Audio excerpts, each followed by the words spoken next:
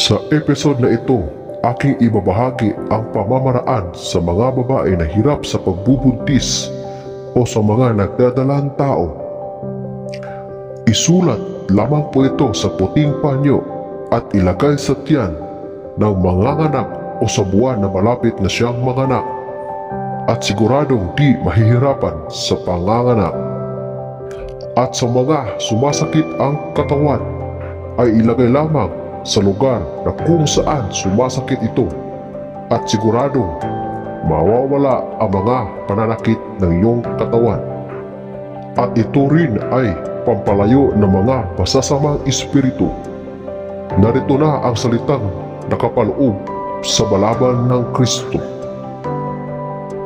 Jesus Aknum, Jesus Matap, Jesus Magnam, Jesus Malam, Jesus Metap, Jesus Sari Pilatus, Jesus Adonamiam, Jesus Saluktam, Jesus Libre Amang Sabaoknon.